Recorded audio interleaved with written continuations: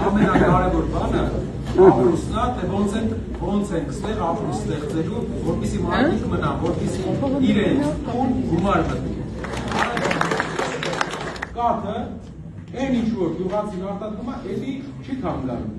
Ու գյուղացին այսօր նույն գնով է կաթը վաճառում, ինչ 15 տարի առաջ։